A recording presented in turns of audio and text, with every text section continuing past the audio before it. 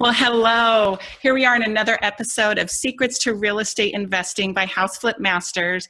And we have the great honor and privilege today of hearing from a friend of mine and someone I tremendously respect and admire. His name is Bob Donnell. He's from Newport Beach, California, and he's not a real estate investor. However, I think that the wisdom and tools he's going to share with us today are going to be far more impactful than those that we've heard so far from some expert real estate investors. He's got some great strategies and ideas that are going to help your business go to that next level. I want to give you a little quick background before I introduce Bob.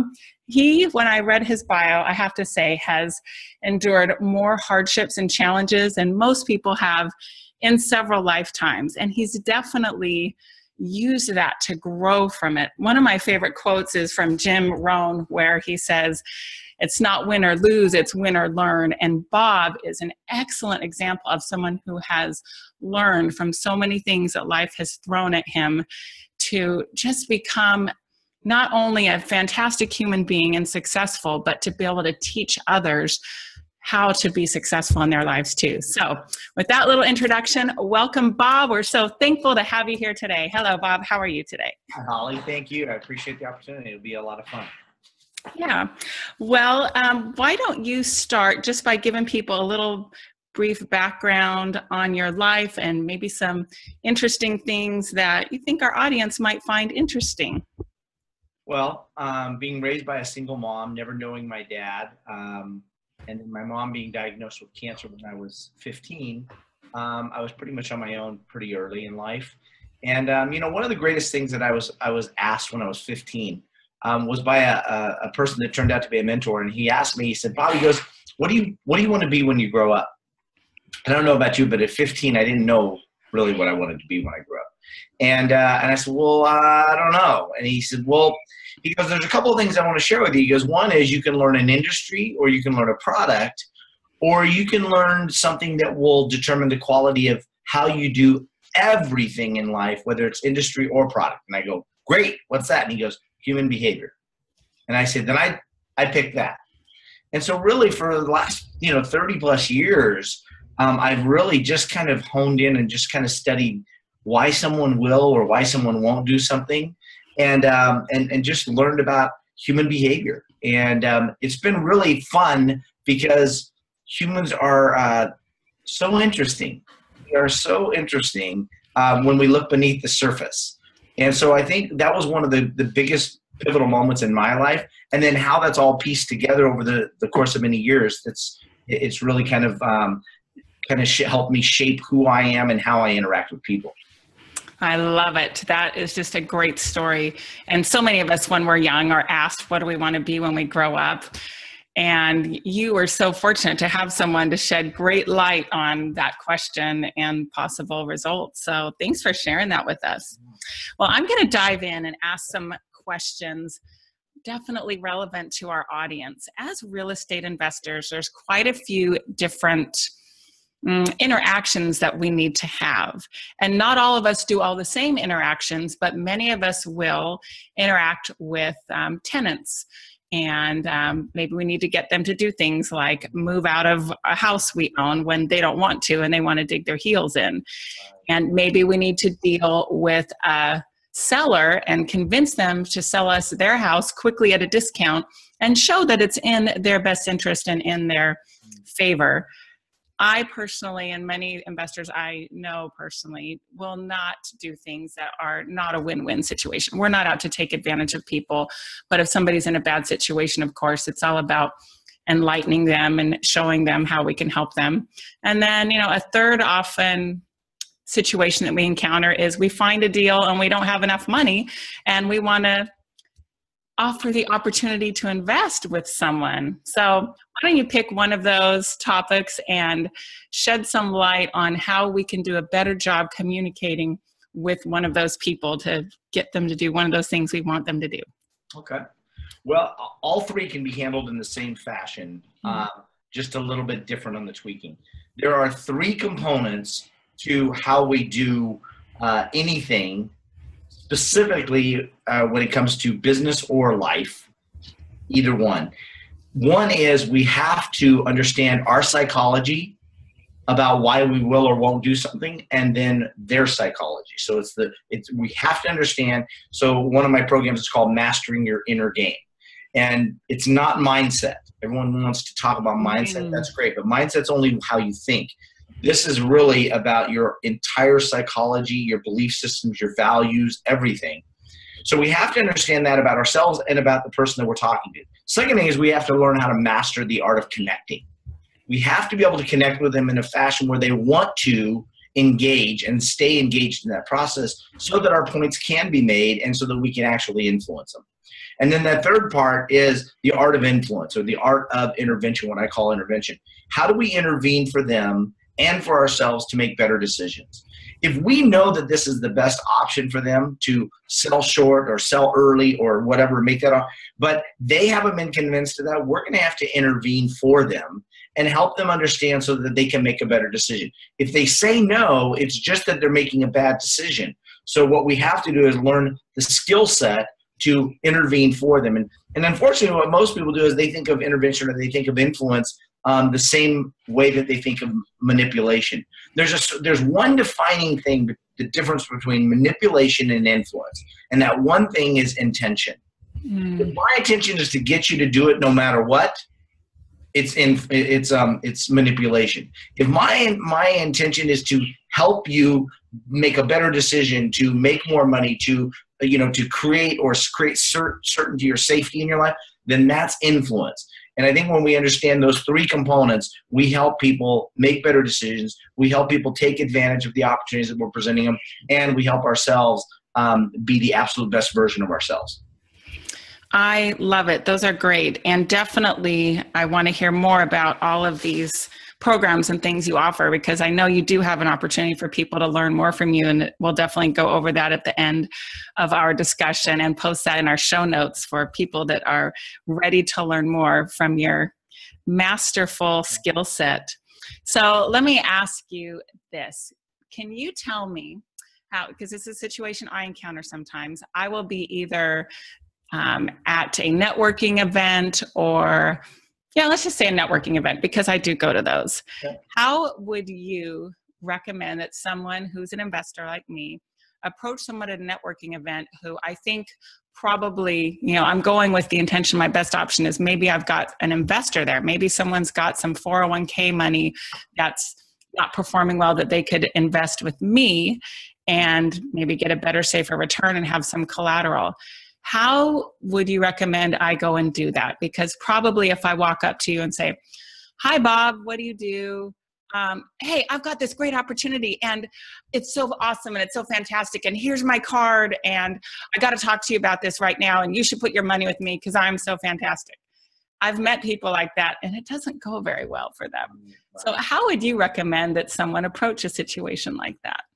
Well, the first thing I always recommend when we're talking about connecting with people is understand that they're humans first, their business is second. Their humanness drives their business. Their business doesn't drive their humanness, or it shouldn't. So what we have to do is approach them as a human being first.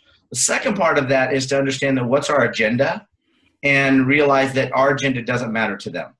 Mm-hmm. So anytime we start to go down that path, that rabbit hole of telling them about ourselves, it doesn't matter to them. So the first thing is I always say that the quality of your connection will be determined by the quality of questions you ask. And unfortunately, the wrong question in most cases is, what do you do? But that's the common one that we use. I ask questions that help me identify the person, and that's based on my criteria of the people I want to work with. So most people don't even have a criteria. They don't have a criteria as to going to the event. They don't have a criteria of the people they want to meet. They don't have a criteria of the people that that they want as a client or strategic partner. I have a criteria for each one of those things in my life. Mm-hmm. So based on my criteria, I'm going to develop questions that help me identify that criteria in those people. And if they don't match, I'm not even interested in going down the rabbit hole of telling them all about my products and services and stuff. It's as simple as that. And most people, they spend a lot of time. And the last piece of this is when I talk about going to a networking event, you got to realize that at a networking event, you are not there to tell the movie. You're there to tell the trailer. Trailer Excellent. will help decide whether they want to see the movie or not. And yet, when you go to a networking event, what do? They give you their business card and they start vomiting all over you. And you're like, this is disgusting.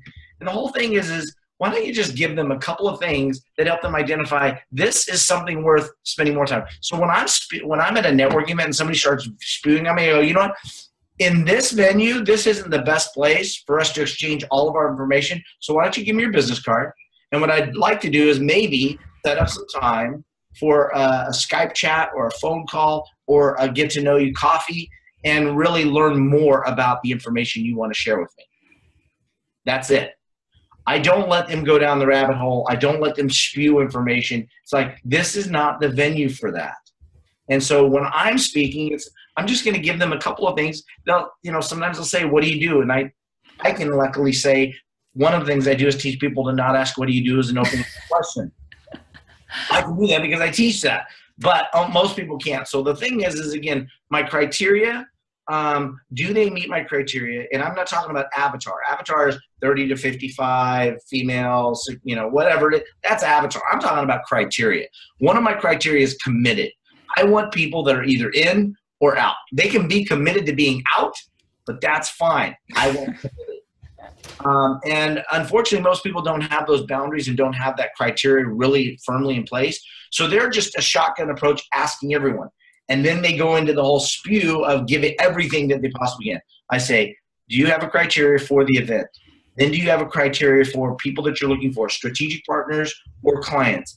And then based on that criteria, do you have questions developed that will help you identify those people? And then you're there to listen to the trailer and give the trailer. You're not there to listen to the whole movie, and you're not there to give the whole movie. When somebody goes down that path, if you have firm boundaries, you stop it short and you redirect them to another time. And there's some of the things that when somebody wants to go down that path, there's been times when I'm saying, you know what? This might be a conversation for someone else. That's a great out. I'm not setting up a time for somebody that I'm not interested in learning their story, or they don't match my criteria. That's great. And one thing I've used to add on to that is, thank you for explaining what it is you're looking for, what it is you're offering. I'm going to go back to my Rolodex, my mental Rolodex, and see if there's someone I can connect you with that might be a good fit for you. And it feels, like we're softening the blow. I always worry about hurting people's feelings and don't want to hurt them.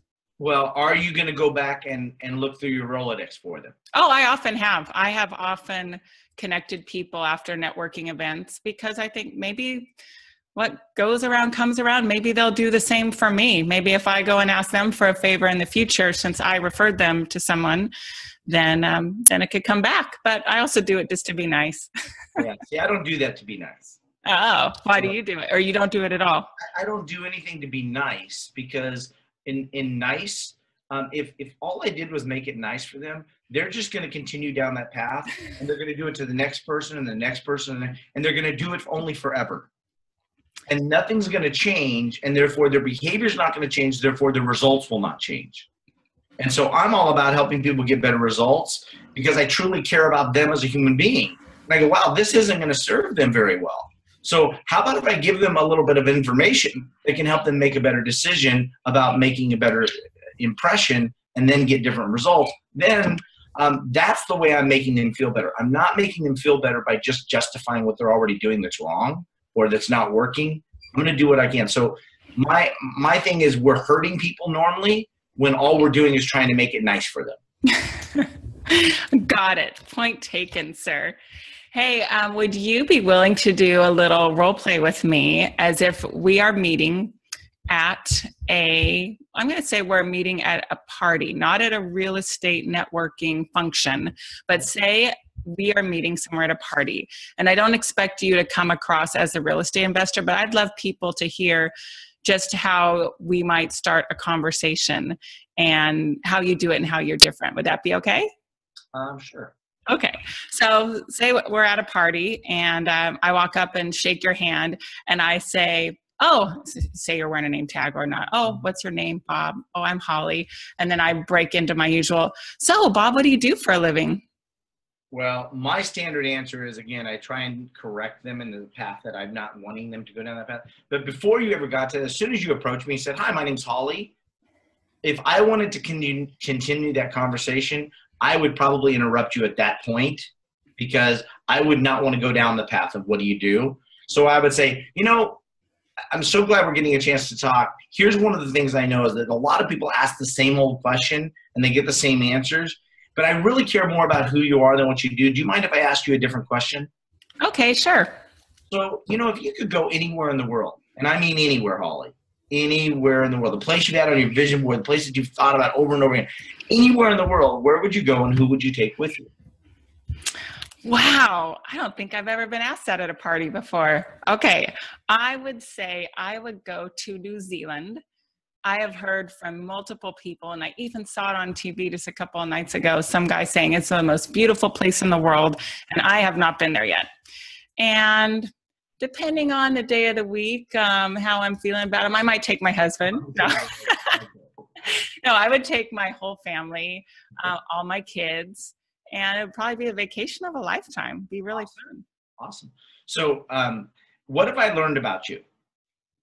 You have learned that I have a husband and multiple kids. Okay. You have learned that I haven't been to New Zealand. What else have you learned about me? I've learned that you're willing to travel overseas, which means you're probably somewhat open-minded and adventurous. Okay. Right? Yes. What else have I learned? You tell me. You're the master. Well, the cool thing is write this down. A good question begets a better question. So if I walked up to you and just looked at you and said, hey, Holly, how long have you been married? Wouldn't that kind of strike you as awkward? Yeah, probably. If I'm married, 1, 2, are you hitting on me? 3, you know, it's like all this things. Versus I said, where would you go and who would you take with you? And you said, my husband. That begets a better question. So I said, well, Holly, you're married. So how long have you been married? Tell me how long. 25 years. 25 years. And how old are your kids? Since you mentioned your kids, it begets them. If I just walked up and you said, hey, how old are your kids? You'd be like, why do you want to know? But you mentioned your kids now, so I have the relationship currency at that level to say, how old are your kids? Right. That's fantastic. Oh, well, my kids are ages 13 to 21, and I have 4 of them. Very cool. Very cool. So now, because a good question begets a better question, but now I've learned a lot. I've learned that you've been married. So one of my criteria, right, of a client, typically a friend, and also of any strategic partner is committed. You've said 25 years. Has that kind of given me some idea of commitment? Yeah, or maybe I should be committed, huh? Yeah, possibly. But you know, the thing is if we look at it from the standpoint of, it doesn't tell me for sure. I mean, you could have been miserable for the last 25 years. He could have been cheating for the last one. I mean, it doesn't tell us for sure, but it gives us ideas and indicators, and that's what we're looking for. So my criteria, one of my criteria is committed. So when I ask you where would you go and who would you stay, the other one I have is open-minded. One of my other, I have non-negotiables and negotiables. My 6 non-negotiables, right? One of them is committed. One is open-minded. Now, when I said, where would you go and who would you take with you? You said New Zealand, right? Mm-hmm. Yes. Well, I know that you're open-minded, or you wouldn't be going to New Zealand. You'd be like, we like to just stay around home. We like to just kind of stay put. We don't like to travel in an airplane. So you're open-minded. You're committed. So already you've matched 2 of my criteria. So now I've got a basis for saying, let's continue this conversation. Versus if you said, well, we like to just stay home, and then I were able to ask other questions that told me you weren't a very committed person. Like you said, well, I don't know. I'd have to, I don't know. I'd have to get back to you. I don't really know. I'd have to think about that. Well, you're probably not very goal-oriented either, right? Otherwise, right. You know about this. So in asking the right questions, we get the right answers. But unfortunately, we're asking the wrong questions. And so we always walk away from a networking event going, what did I get? How did that work? And so most people say, Bob, I'm great at connecting. I don't need connectology. And here's what I tell them. How's your conversion? And they'll say, well, I'm not so great at conversion. I'll say, that's because you suck at connecting. Because connecting is the basis for conversion. If you haven't connected well, for example, if I walked up to you, Holly, and just walked up down the street or at a networking event, hey, Holly, would you like to have sex? I would not say that without outside of our business, because you might slap me. Right? Yes. Because I don't have that relationship currency. Now, if your husband asks you that, it's a completely different story. And the bottom line is we have to understand that our questions have to be relationship currency oriented. If I ask the wrong question at the wrong time, and typically when we ask a closing question and we get the answer no, it's because we're asking a question we haven't developed enough relationship currency to ask. And it's always going to boil down to that relationship currency and meeting the criteria, them meeting ours and ours meeting them. Love that. That is just so insightful to me, because I know so many people just go for it. They try and size someone up. Does that person have money? Might they be able to give me that money so I can do my deal? And it really, in my opinion, doesn't take, it takes more time, but not too much time for the results. The results you're going to get, as I can tell from talking to you, are hugely more beneficial from that small investment of time. Yeah. And really, if you ask that question, where would you go and who would you take with you? And they say, my husband. How long have you been married? 25 years. I mean, literally, it takes about the same amount of time as if you said, what do you do? And they go, well, I'm a plumber and I specialize in blah. I just want to throw up. Right? Tell me how you really feel, Bob. Haven't developed a relationship. I love it. We have just about 5 more minutes left. Do you have any, I know you have lots of, can you choose a story from your background of your life where, I'll just leave it real open. You tell a story that you think could be beneficial and helpful to someone that is trying to grow their real estate business for raising money and making a relationship with someone, maybe getting a relationship with someone that's at a far higher status level of wealth or experience or education, and how we could look for that, and maybe an experience you had where you successfully developed a relationship like that and the outcome of it. Yeah, I'll tell you, one of the best ones I had was at 23, I had a gentleman who had made like $6 million the year before. And he was a member of our church, and everyone was talking about how he made all this money and all that stuff, how people will. And I remember just walking up to him and saying, hey, can I buy you breakfast one day? And he goes, sure. And we didn't have a lot of relationship currency. We knew who each other were, but we really didn't have any relationship currency. And he was 42. And I said, so can we have breakfast? He said, sure. So we got together for breakfast. And he says to me, I know why you want to have breakfast. And I go, why? And he goes, because you want to know how I made this money because everyone's talking about it and stuff. I said, no, really, I don't. I said, I really want to know, who did you have to become in order to make that money? And he said, Bob, I've never been asked that question. And I said, I know. I said, it's a different question than Storm will ask. Again, change the question, you'll get different answers. So I asked him, who did you have to become? He says, I'm not really sure about who I had to become, but I know that these things I had to become. Great. So we spent a little time together. I said, okay, I'm going to finish this conversation with one last thing. I want to work for you for 1 day a week for free. And he goes, well, I'm 42. I'm retired, Bob. I don't have anything for you to do. I said, man, I'll be your gardener. I will wash your car. I will do anything. I'll become your house cleaner. I don't give a rip. I just want to be around you to see how you live your life. And he went, okay. So I showed up at his house the first day. And he says, get in the car. And I said, where are we going? He goes, when somebody's mentoring you, just do what they tell you. Great, great, great knowledge in that. When somebody's mentoring you, just do what they tell you. Don't give all the reasons. Don't ask all the questions. Just do it.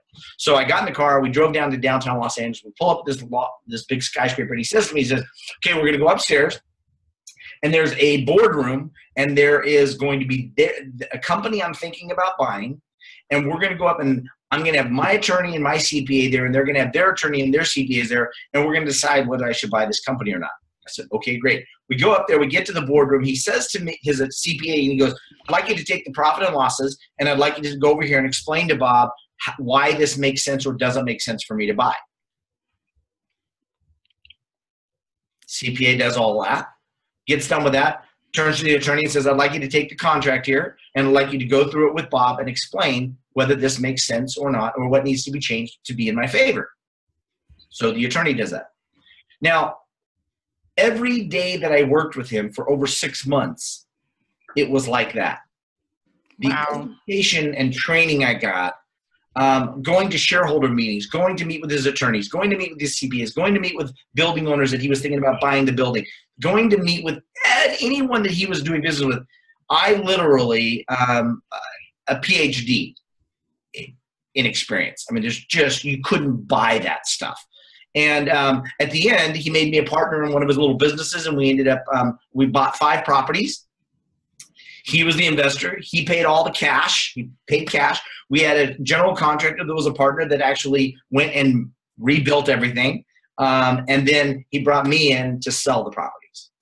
So, so we had 5 properties, and we flipped them all. We did a great day, had fun time, great experience. So amazing things can happen when you position yourself with the right people, ask the right questions, and then take action and listen to what they're saying and just shut up long enough to do it. I love it, especially the part about being silent. So many people think they have to talk, talk, talk, but depending on whose company you're in, that person might have a lot more to offer than you do, and it'd be well advised to listen to what they have to say. Yeah. Well, that is a fantastic story. I love it, and great opportunity for some other people. Some of our listeners might want to do the same thing. Go work for someone else and offer to work for free, because it's not really for free. You're getting a fantastic education. That's priceless. Unbelievable value there. Yeah, way better than college. Yeah. Super smart of you to take advantage of that. And I've done that probably with about 50 people in my life. You say you've done that with 50 people? 50 different people. Wow, very impressive. We're going to have more to talk about after this. All right, well, how would people get in touch with you? And maybe if you wouldn't mind taking a few minutes and describing some of your offerings, both for people that are in the local Southern California area, as well as those who aren't local that wouldn't have the opportunity to necessarily sit down with you one-on-one. Yeah. Well, you know, I think the first thing is always, I always say, you know, reach out to me, just reach out. And there's a bunch of different things. You can do it with my email, you can do it with my phone call, whatever works best for you. And then what we can do is we can set up a 20-minute strategy session in which we can kind of say, where are you right now? Where is it you want to go? And let me talk to you about aligning your behavior for that result. That's really what my specialty is taking somebody who says, I want this, and defining where they're at now, and then creating a behavior that actually creates that outcome for them. As far as online programs, we have online Mastering Your Inner Game. We have online Connectology. The only thing we don't have online is Art of Intervention, because it's very much interactive in a lot of different levels. So, but you know, I mean, if they just reach out and say, I want a 20-minute strategy session, I'll get on the phone with them or Skype, video chat, whatever, and kind of just go through it and find out where they're at, rather than just giving them a carte blanche. Here's what you want. Now, I'd rather figure out where are they at, what do they really need, and then customize something for them. But we can do online Mastering Your Inner Game. We can do online Connectology. Can invite them out to the house in Newport Beach, where we can do events like that live. So whatever's best for them. Fantastic. Yeah, I was privileged to experience a live event in Newport Beach. That was really fun. Never had a mastermind nearby and on the sand. That was really cool. Definitely, I'm sure you're changing people's lives all the time for the better. And I really appreciate your time that you spent with us today, enlightening us. I'm sure you've given people lots of things to think about, how they can do things differently and better, whether it's just a neighborhood party or a formal networking event. You've given them great information. And I know you have so much more to offer. So we will have your website. Your website is bobdonnell.com, is that right? No, you go to everythingnextlevel.com. Everythingnextlevel.com. Easy to spell that. Love it. And we'll have all that in our show notes for our listeners. And thank you once again. Absolutely. Thank you, Holly. Appreciate it. All right. Hey there. Thanks for watching the video. Make sure you like it and click subscribe to get notified of more videos. And you can go to hardhatholly.com for a free download on secrets to finding great deals.